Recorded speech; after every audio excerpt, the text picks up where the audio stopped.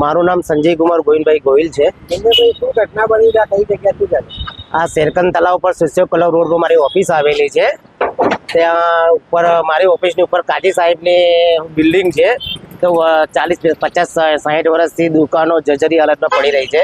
ગઈકાલે રાતે પારાપીટ પડી અને એક જણને નુકસાન બી થયું છે અને હોસ્પિટલ પહોંચતો કર્યો છે।